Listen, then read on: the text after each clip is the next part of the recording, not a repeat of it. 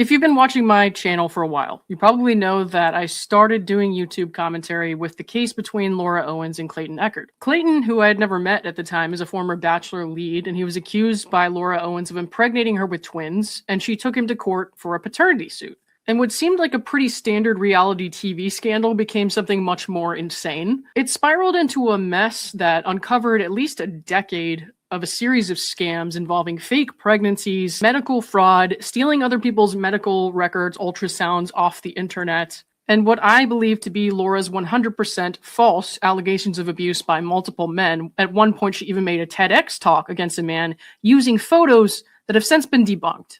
Just following along with that story and meeting some of the people involved has been, a lot, but I've had my own wonderful experience with this person and her attorney, who continues to enable her to weaponize the legal system against people and tries to shut down online critics who have exposed her dishonest statements, her dishonest portrayals, and they refuse to accept, even in the face of 14 felony charges, that she's been caught in her scam. And sometimes people will ask me, like friends or family, to explain kind of what's been going on and what I've been talking about, and I just don't even know where to start. I don't know how to do it. There's just been so much. I don't even know how to explain it to people.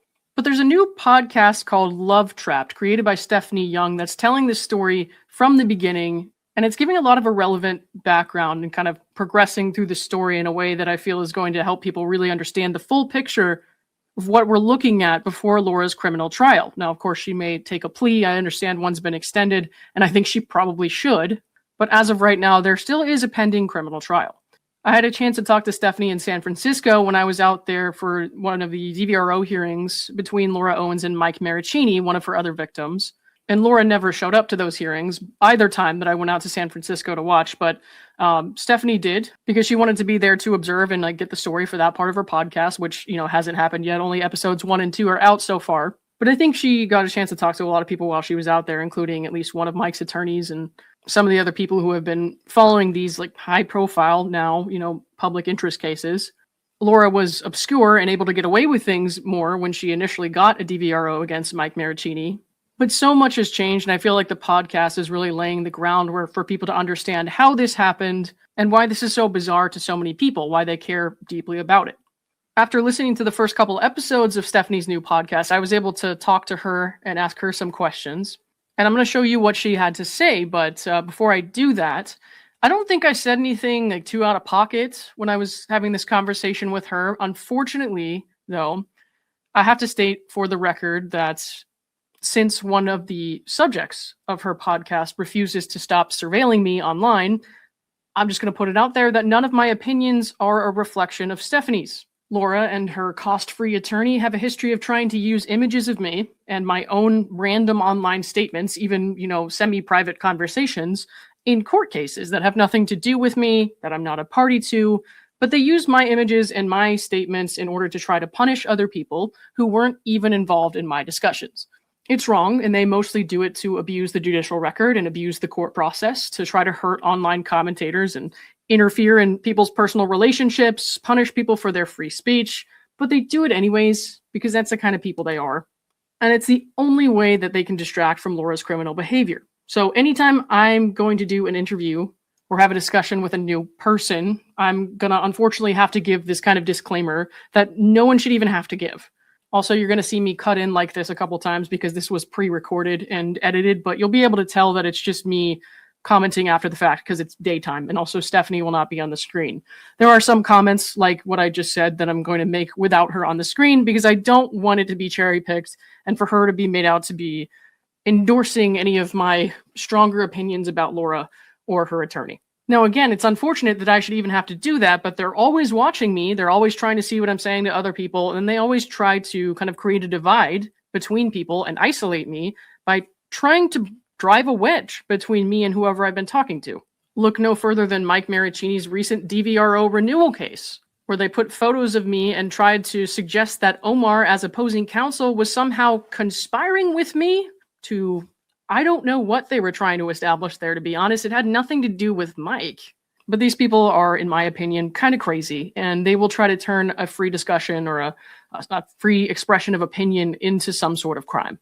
So whatever I have to say here or elsewhere, my opinions are my own. They're not reflective even of the other person who I'm having a discussion with, because you can have a discussion with somebody who doesn't necessarily share your opinion.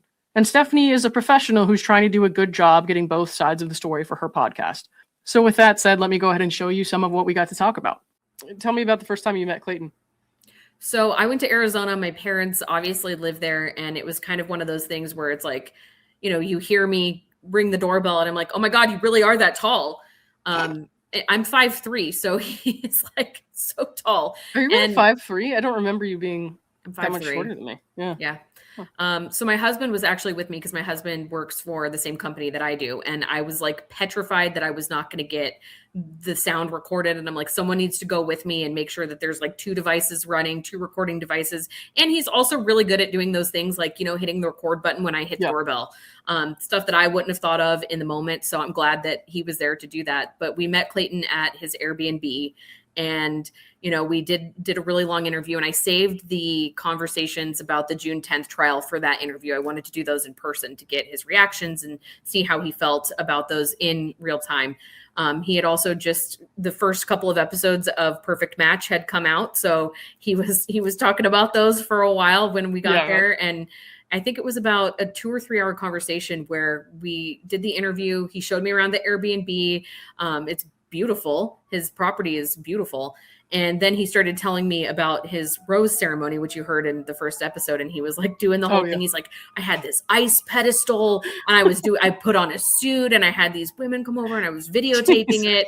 And it really did. Like when he did that thing, he was like, I've invited you all here. And I was like, oh my God, this like really does feel like The Bachelor. This is crazy. So then from that point, I said, I want to go to the dance studio with you. Mm-hmm. And so I went to the dance studio with Clayton. It's one of his passions. I actually think he's gotten way better at dancing. Like he'll post this was me then and this is me now. Like he's good. Yeah. Okay. Like he's gotten good.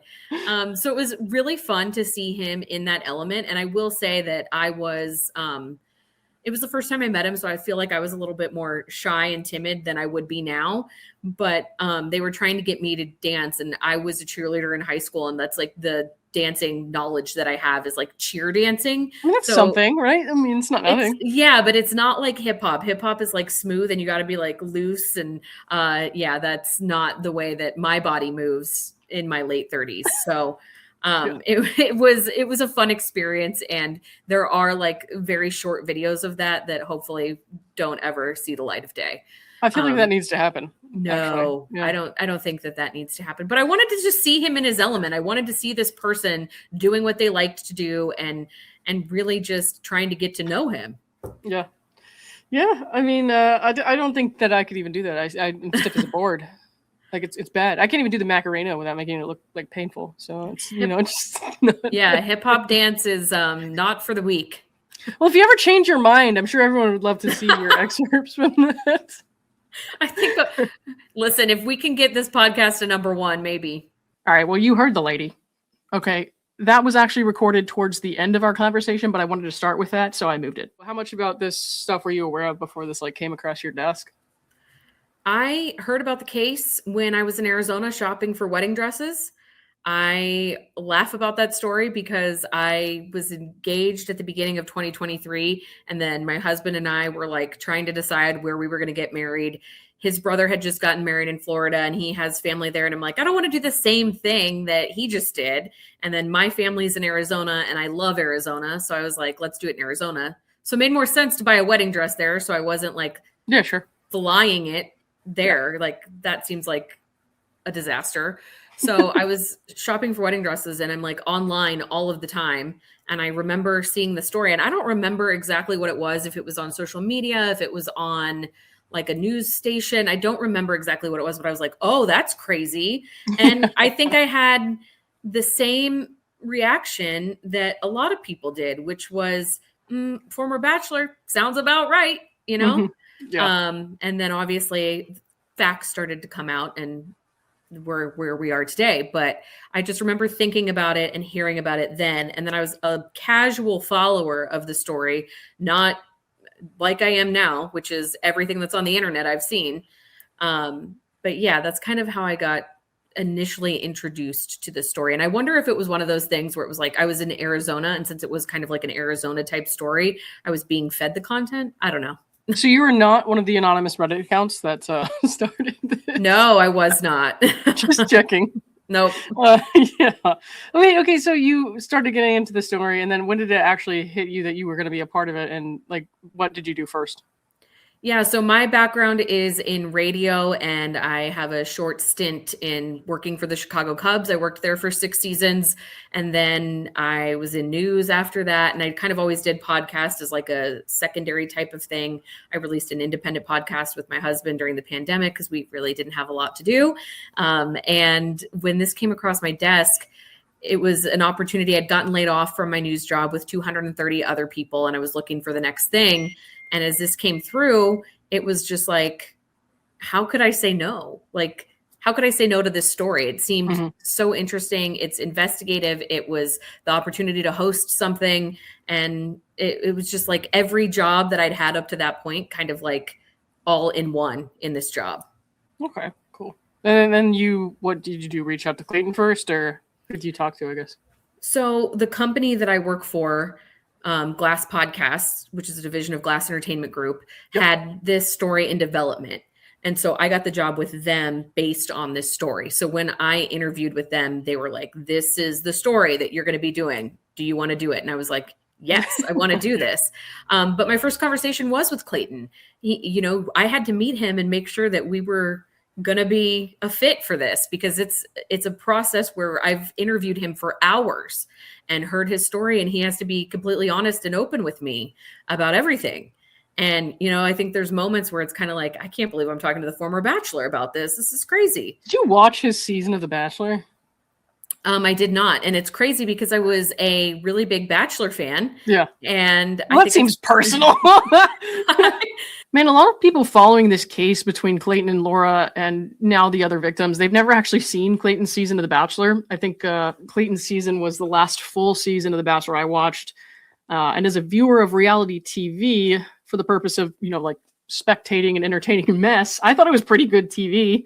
But I also hate it in retrospect because I know how hard it was on him and what I've now learned about how reality TV is controlled and produced. And I've seen him take so much shit for how he comes across on the Bachelor shows and on Perfect Match. And I actually find Clayton to be a very different person than what I saw on TV. And I mean that in a good way. Anyways, I'll stop talking. Well, when I remember talking to Reality Steve during this process, and he was explaining to me how Clayton, you didn't know who Clayton was when he was announced as a Bachelor. And I really do think that played a huge part in me not watching his season. I really do believe that. I was also moving at the time, and there was a lot going on in my life, but I just kind of remember thinking, like, I don't know this guy. I don't have the bandwidth for this season. I watched the season after him with Gabby and Rachel, though, because I was like, 2 bachelorettes, this is going to be messy. Yeah, I wasn't a fan of that. But yeah, I thought it would be. I thought it would be a fun watch, but it actually wasn't. It really wasn't. The one that was like 2 bachelorettes before, when I think they had Caitlin and was it Caitlin?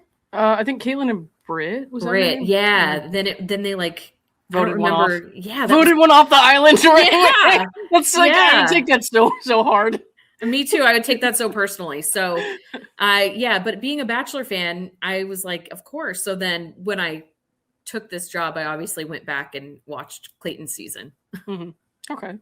Yeah, I did watch it. Obviously, I think you know that. Yeah. Obviously, I watched it. I didn't watch much of Michelle's season. I saw some of it, and I saw when he had the letter from the kids, and they, wrote him off or whatever. I say wrote him off like it didn't actually happen. No, he got kicked off, and then I saw his appearance on what was it, like the reunion show for The Bachelorette, where they made him read the mean tweets about himself. Tweets, yeah, that was my kind of first impression of him. So I had like a different kind of feeling, I think, than a lot of people who watched his season, but got that whole picture before everything. And I watched his season, but the first impression I got was that reading the mean tweets thing. So I came into his season with like a soft kind of approach where I was just like, I don't want to judge you. You know what I mean? People are mean. Yeah. And after talking to him so much about his Bachelor experience, there's a lot of Bachelor stuff that obviously didn't make it into the first 2 episodes. Oh yeah. But hearing some of his behind the scenes stories and like having that insider info now, some of them are just, they make you understand how his season played out a little bit more. Yeah. Like with the production behind it and the edit and all of those things. And I can, I don't know who Clayton was back then when he filmed that show, but I do know Clayton in 2025 and 2026. And I can say that his edit was not the guy that I've met over the past year. You watch Perfect Match? I got to tell you, it was kind of weird for me to watch it because at that point, Clayton and I had been talking a lot, and I'm like, this is kind of like watching your brother make out with people. Yes. It's weird. And not that I have that like sibling relationship with Clayton, but I feel like I've talked to him so much about so many sensitive things that I shouldn't be watching him make out with people on Perfect. And I forgot to tell Stephanie this at the time we were having this conversation, but listening to some of the end of, I think it was episode 1, where you hear some of the stuff Laura was sending to Clayton, I just kind of cringed a little bit. Like, damn, that's what did it for you? Like, maybe try a gust of wind next time. It won't text as much. It's like filmed, but way before it's shown on TV, and you're like, so much has changed, right? In that short amount of time. So I watched like a little bit of it, and I'm like, this is enough. I watched the whole freaking thing. It was something else. I don't know. I didn't want to bug him about it before the show came on the air. He did, tell me obviously that he was going to be on it, and I was like, oh my god, you're on reality TV again. I just wanted to be supportive, and then I watched it, and I was like, Clayton. You're like, are you sure? No. But you hear that in the first episode with my first phone call with him, where he's like, he's kind of like, producers, I don't know. And I was like, so this has been like a trust finding mission for me. I'm like, I need you to trust me. And I think I've said this a few times, but with being in these interviews with somebody, you have to be honest with them to get them to be honest with you. Yeah. So Clayton and I have had a lot of really honest, vulnerable conversations. And not that Clayton has any problem being honest. He's honest to a fault at times, but we've had conversations where I've had to be vulnerable with him so that he felt more comfortable. We just have a good rapport. I think the podcast has been a good fit for him. Yeah, it's much better, I think, at getting his personality across. Like that. But if he ever goes back on reality TV, I'm just like, I won't say a word. I want to see him on Traitors, I think. That's what I want to see him on. I've never seen Dancing with the Stars. I think he would do good on either. Dancing with the Stars, I have seen. I don't really watch it, but I've seen it. You know what I mean? But the other one, I'm not really familiar with it. I know that Colton Underwood has been on it, so they keep seeing stuff about that online, but I'm like, I don't know the premise of the show. So do you ever get people saying mixing up Colton and Clayton? Yep. Because every time I say that I'm doing this show, they're like, oh, is he the one on the Traitors? And I'm like, I thought no. Clayton was gay. I'm like, no, different Bachelor. Neither one of them was super popular as a Bachelor lead, but Clayton was not the gay one. Right. Yeah. So after this interview, I had someone sort of try to give me a very basic explanation of the Traitors. And I feel like Clayton, just being bluntly honest the way he is, would just walk up to all of the faithfuls and be like, I had to be honest with you. I'm a traitor. It's me. So I'm not convinced he would be very good at that show. I don't know. Maybe he's good at playing the game. But when he's just being himself on a reality TV show, oh no. It's brutal honesty. It's not... I don't know how that would go. I really don't. Yeah. So you reached out to talk to Clayton. Have you ever done anything like this type of podcast before? I know you said you worked for the Cubs, but I mean, that was probably a pretty different gig. Have you ever done anything where you had to reach out to somebody like that and get a real depth for their story? Or Yeah. So the last podcast I did, it was an independent project with my husband, the one during the pandemic that I told you about. And it was about this abandoned hospital that was doing a bunch of Medicare and Medicaid fraud in the Edgewater neighborhood of Chicago. It's a really interesting story, super technical. But I think for that podcast, I probably reached out to 100 to 150 people. Yeah. And we talked to so many people, FBI agents, lawyers, people that worked at the hospital, people who were born at the hospital, a ton of people. So, and my other job in news was also booking. So I would be looking for guests all the time. Yeah. So this kind of translated into that. Okay. Well, you reached out to a lot of people. Obviously, that was not your first time reaching out to a lot of people then. But with this one, you incorporated, I feel a lot of, and I don't know everybody that you interviewed, but you incorporated a lot of people, not necessarily parties to the case or not necessarily Laura's victims, but just people who were following and kind of digging up pieces of the story and stuff. How did you figure out who to talk to, and how did you kind of navigate that, I guess? So initially, this was in development, like I said, before I jumped on the project, and the development team had already had made contacts with a few different people in the community, and obviously Clayton and people like Greg Woodnick, and it kind of started there, and then it like trickles down. So you talk to somebody, and you're like, "Who do you think I should talk to?"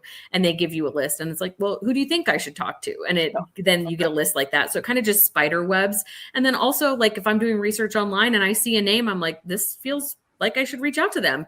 I just do it. Mm-hmm. Did you have like a pretty high rate of response to that, or were there a lot of people who didn't answer back? Or there were a lot of people that didn't answer, didn't want anything to do with this. Sure. But overall, I've had a pretty decent response, and I think you're going to hear that in the podcast, the different voices. Yeah. I mean, we've only seen the 2 episodes, so I'm sure there's a lot coming later on. But I remember Clayton messaged me a long time ago about, you said it's Glass podcast that you talked to, or you work for. Yeah.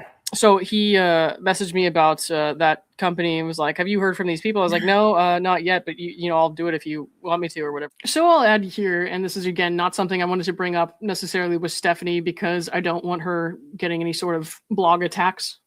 My initial thought, of course, was, do I really have anything to add to this, I guess? And I felt almost like a level of guilt because I was like, I don't want to distract from the story and make it about me, and that's kind of a thought process I've had to learn to work through and understand that I may be able to contribute somewhere, even in a small way. And it's not a shameful thing to do, to add my voice to that.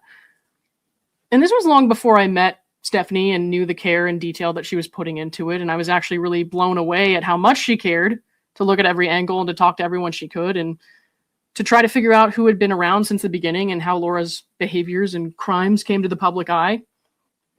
I feel like I started to talk about Laura's cases with the intention of saying things that really needed to be said. I had the education and the background to speak on that. A lot of that revolved around tactics of manipulation and abuse to try to quiet her victims and shame them with her fake, in my opinion, threats of suicide that she has used to try to scare people out of holding her accountable. And since then, I've dealt with a lot from Laura and her lawyer. I personally feel that her lawyer is as horrible as she is. He attacks her victims and tries to market himself as a free speech lawyer while obsessively surveilling her critics, myself included, and trying to punish them for their free speech. I mean, these people have intentionally tried to create a false judicial record of me as a criminal. I've never been arrested or genuinely accused of a crime. They also, isolated me, like I said earlier, by trying to say one of Laura's victims and his attorneys conspired with me to work against Laura, as if anything she did a decade ago has anything to do with me. I mean, I have blocked Laura and her attorney, and I've asked for no contact, yet they seek me out in other ways to try to go around the block and force communication. They complain that I've called them mean names in response to their abusive behavior towards me and towards others, all while dehumanizing me and calling me a cult leader for standing up to Laura's crimes. They tried to establish a false legal record of crimes that I did not commit, knowing I had little to no recourse to try to get rid of that record in a case I was not a party to attempt to interfere in my professional life and my personal relationships because they're mad that I've called them out on their bullshit involving their high-profile public interest cases. That, in my opinion, is abusive. What started as and should have always stayed as a keyboard war was turned into something much deeper and more serious. I was completely isolated because if anyone else involved in that case tried to be there for me or stick up for me, they would attack them. And they would be accused in court of a weird conspiracy. Laura lied. That has nothing to do with me. And they're desperate, so they try to cherry pick people's name calling or responsive to their, in my opinion, abusive behavior and punish them for speaking out. And the shame they inflict on people was almost enough to make some people stop talking. It's almost been enough to make me stop talking multiple times. But it wasn't. So with that said, let's move on here. I was just like, I'm not really sure, why I'm being asked about this, though, because I'm not, part of your case or anything like that. I don't know what I can tell people other than I just, talk about what I think. People just sit there and listen to me, talk about. But you have a unique perspective, Lauren. You really do have a unique perspective. Yeah. And, I think everybody's story is unique of how they got involved or what they did or how they were part of it. And it adds dimension and it adds character to the story. So Yeah. even if you don't think you have a lot to offer, maybe when we had a conversation, you said something and I was like, well, this to me is something that I think belongs in here. So I do not remember what we talked about, so that'll be news to me. It was months ago, and I don't have the best working memory, so I was kind of like, yeah, I don't know. I told my family and stuff when I told them to listen to your podcast, and they were like, oh, what did you talk about? I was like, I don't know. I don't remember. It'll be a surprise for everyone. We talked about Clayton. We talked about Laura, and that's about all I can tell you. So my favorite thing is like when I'll get a phone call from somebody or something, and I'm like listening to them.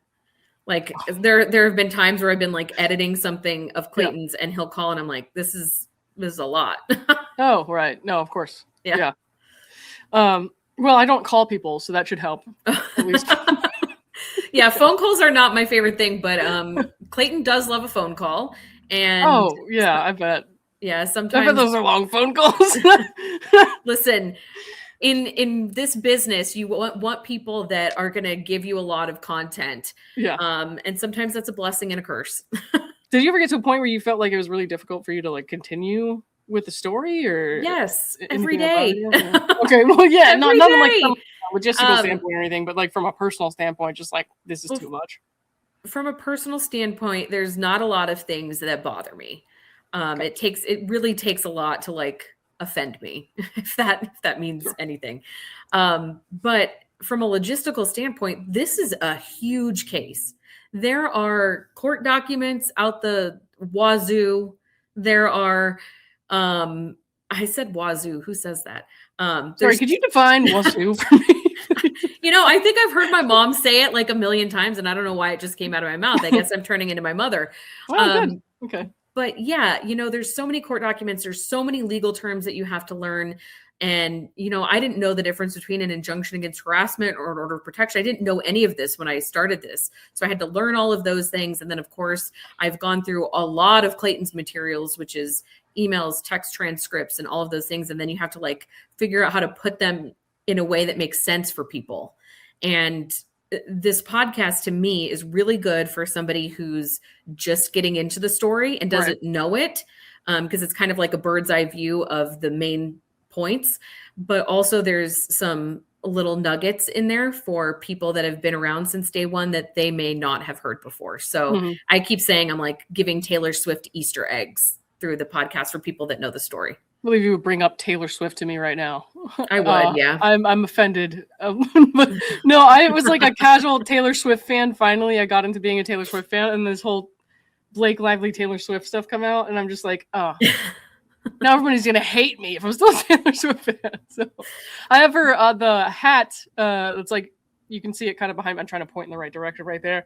From her latest album release, I have a hat from that. And then I went to the album release movie, and me too.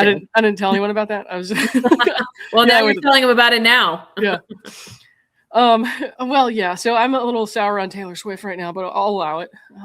Yeah. It seems to be a good strategy for her, at least. So she's the queen of Easter eggs. So yeah, I keep saying like there's some things in these episodes where it's like when you hear it, you'll know. Yeah. Yeah. Okay. So you had to try to tell, I mean, obviously Laura's side of the story as well, because you're not trying to just get the one side of the story. Did it ever get difficult for you to do that? Like, how did you go about it? And I know that she didn't respond to you based on what you said in the second episode. Did you reach out to her like multiple times, or like, how did that work? Yeah, so she has the opportunity to participate in the podcast. And at this time, she has not agreed to an interview. I would love to interview her. I'd love to speak with her to hear her side of the story, obviously. So the episodes are not done yet. So there's not too late. Exactly. Not too late. But luckily there is a lot of stuff online. She's posted a lot of stuff. There's a lot of videos. There's a lot of audio. So I did my best kind of piecing together the person who I thought she was based on her background, of what's online. So I, heard obviously everything that you said about her and the clips from her dad's radio show. And I heard the small part of one of her country songs that you played. I think it was called Dogs.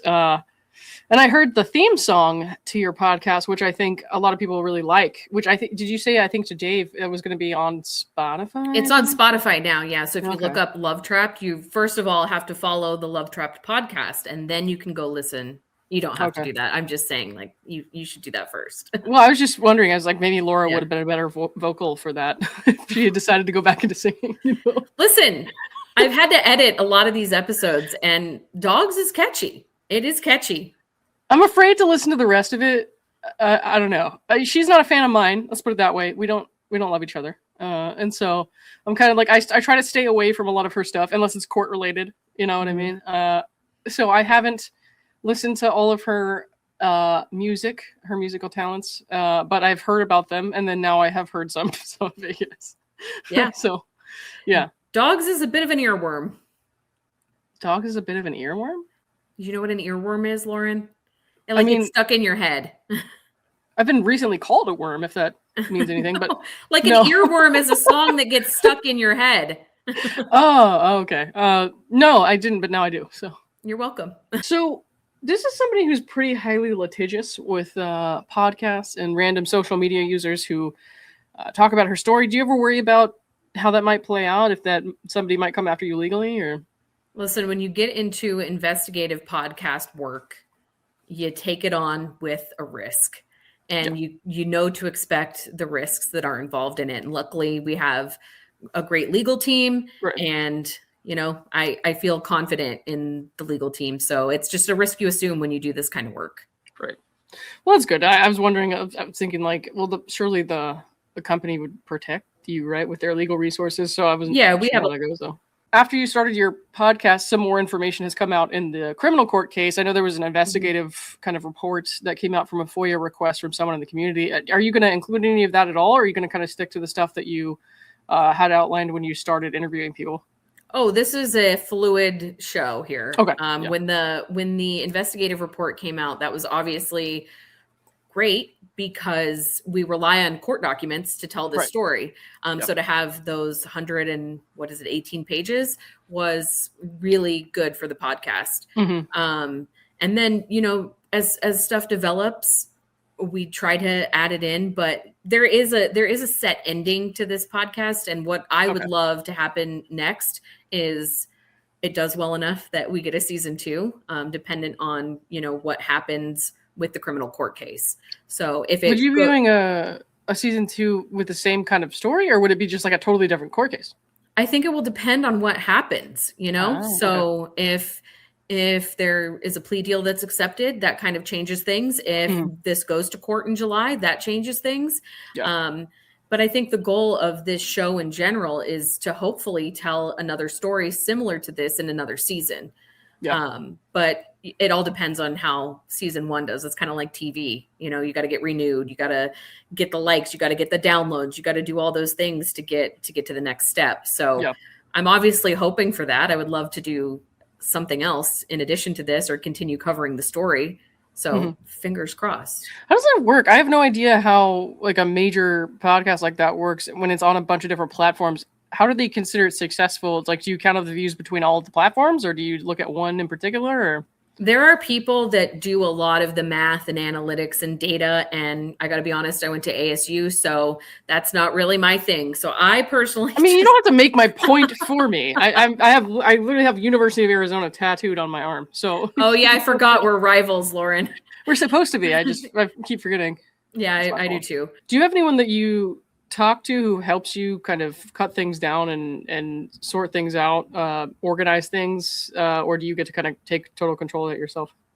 I have a wonderful team behind me. This is not all me. There are a lot of hands and ears and eyes on this project, that it's not just me, but it is a small but mighty team. And one thing that I really love about the team, like the main people that work on this. So my producer's a woman. I'm obviously a woman. My story editor is a woman. My executive producer is a woman. CEO is a woman. And my lead audio editor is a woman. There are men that touch this podcast, but like the main people are all women, which I really like. Okay. And have you had a lot of people reach out to you since the episodes came out? As in people that want to be on the podcast, Yeah. or people in my like life? people who like message you and think, well, I guess both, but like people who message you and say like, oh, I have XYZ information. You should hear this. You should hear this. Because I feel like there's probably a lot of people who have been following the stuff online who are like, oh, you need to hear this. You need to hear this, you know? I really haven't gotten a lot of that yet, but I've also been very busy over the last 48 hours. Yeah. It's like I was on a call yesterday, screening episode 6, I think. And, you know, it was the day that the podcast launched, and I looked at my phone and it was like 27 text messages or something, and people that had been listening to it or had comments or things like that. And I was like, oh, get back to me later. Me and 3 other people, or right. Yeah, no, I just had a lot of feedback from people in my life that had listened to it and were excited about it, which is exciting. Yeah. I just feel like people who come into stuff like this who weren't around, and you were kind of around from the beginning when you started hearing about it and you were following it along, but people who come into this from the beginning, I feel like some of the newer channels and stuff who go over the case, or Laura's cases, they always have people in their comments and reaching out to them and be like, no, you missed this. No, you need to hear this. No, you need to hear this. And I'm like, well, how much of that can you really fit into a 10 episode? But that's also a fear, is like, I know this community is very loyal and they're very smart and they know pretty much every detail. So it's like the fact checking on this for me is like times a million, because I'm like, I don't want to disappoint anyone if I'm getting facts wrong. So I obviously rely on court documents and all of those things to make sure. And we double check and triple check everything, because there's a lot of people that know this story. Yeah, there's a lot of really vigilant people. I think a lot of that comes down to, the cases being so triggering, not even just what happened in court, but what happened behind the scenes with the stealing ultrasounds and stuff that eventually, you haven't talked about that, but yet, but, stuff that's triggering to a lot of people, to where they put a lot of care into following it along and like understanding what happened. And a lot of people have a lot of emotions about it. A lot of people are more animated than others because it's more triggering. You know what I mean? Like I've been on the end of that, where I was kind of like, I got like angry sometimes, and I was like, I need everyone to understand like XYZ is like so not okay. Like this is not okay for so many reasons. And I started to kind of become a more intense version of myself almost. So I kind of wondered if people who had heard this were like reaching out to you a lot. So not yet, but I do think that will happen as more episodes come out. There are a lot of sensitive topics in this podcast, as you know. Like this case covers a lot of sensitive topics that relate to women especially. And as a woman who has had a sister who's trying to get pregnant, as a woman who has dealt with some of the things that Laura has said that have happened to her, there are times where it gets hard. There are times where it gets really hard. I mean, I think back to some of the relationships that I was in growing up, and like in college and stuff, and it was a lot. So hearing some of the stuff that plays out in this case kind of takes me back sometimes to where I was like in my early 20s. And there's things that are really heavy. Yeah, I mean, and you have that added challenge of trying to remain somewhat objective, even though you can't even interview her directly. You have to kind of go out of your way to humanize this person that won't like actually talk to you. It seems like maybe she will eventually. I don't know. If like I said, I would love to have a conversation with her. So maybe she'll hear that you attempted to reach out to people and attempted to show people who she is with her hobbies and her family life and stuff, and maybe she'll change her mind. I don't know. Listen, I really respect that she rescues senior dogs. I'm big into the dog rescue community. I have fostered plenty of dogs, and that to me is something that sticks out about her. And I don't know a ton about the horse riding thing, but she is good at it. Yeah. I mean, I always try to tell people, and sometimes I get lost in the kind of emotions of everything because, like I said, it is very triggering for a lot of people, and I'm not immune from that. So I lose track of things sometimes. But I try to tell people, like, I rode a horse once, and I was like 25, I think, almost 25, and I cried the entire time. And so, was that bad for you? It really was. And so people will like kind of make fun of her for doing like kitty jumping and stuff. And I'm like, excuse me, it could be so much worse than that. It is scary. Yeah. Just like imagine me riding a horse down a beach sobbing, like holding on for dear life, and just try not to judge that too harshly. You know? So there is a talent behind it. That's for sure. Yeah, there's a lot she could be doing with her life that she has the foundation for that she just chooses not to. Or maybe, just get a job. Just get a job. that could be fine too. So, well, I mean, I think I say in the second episode, like on paper, she had it all. Like she really did have a privileged upbringing. And that's something that you can see based on who her parents were. Or parents are. And, you know, I, as somebody that tried to break into radio and wanted to be in radio, I mean, I was on the radio when I was 16, but it would have certainly been way more helpful if my dad was working in a market forward radio station and as respected as Ron was. Yeah. Well, she and her mom had that podcast they were doing for a while. And I know that they stopped making new episodes at some point. I'm just kind of like, why did you stop? If you're not working, why did you stop? Why didn't you keep doing your podcast? There was even one time where she put out a preview for a podcast she was going to do to tell her side of the story of this whole thing with Clayton, and she never went through with it. Yeah, I think the preview should still be up somewhere on YouTube. Okay. But she never went through with it, and I think now we know that was because the indictment came down. But she was planning to at least at one point do it, and I was kind of like, well, you could have pivoted to something else to do with your time, you know? Anything. It's not too late.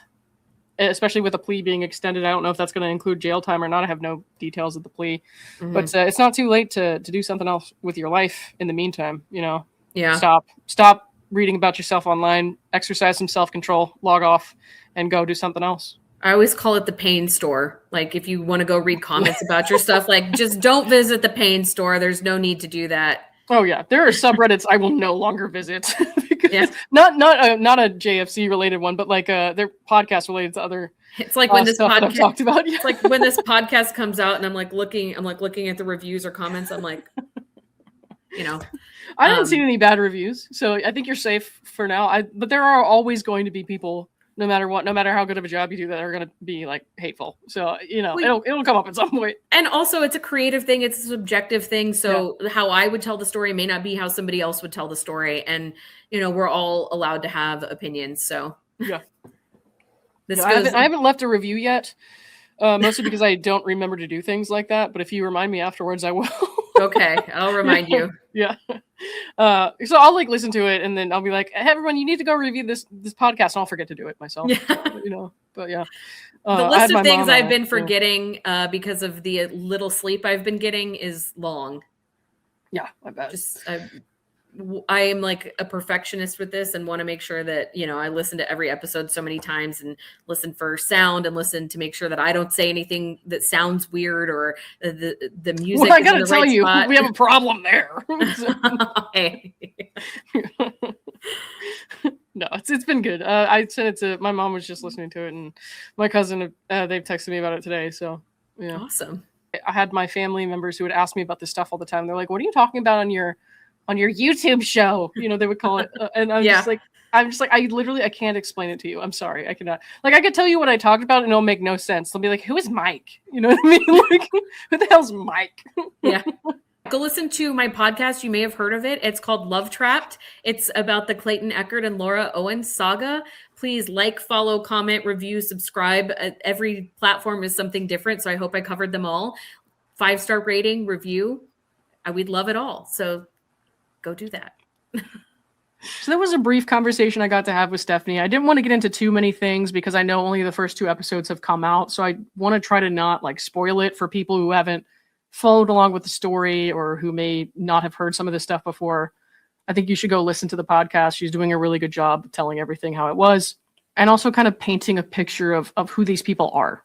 That's all I got for you guys right now. I will probably like review the episodes after they come out, but I don't want to do that with her because like I said earlier, I have to be very careful, not because I've done anything wrong necessarily, but I have to be careful with how much of my opinion I share when other people are on the screen with me. Because if I'm not, then these people will continue to abuse court process. And even though nobody like does anything wrong, you still don't want to have to go to the courts, pay fees to stick up for yourself. So I'll do that on my own, probably later on. But that is all I got for now. So thanks. See you later.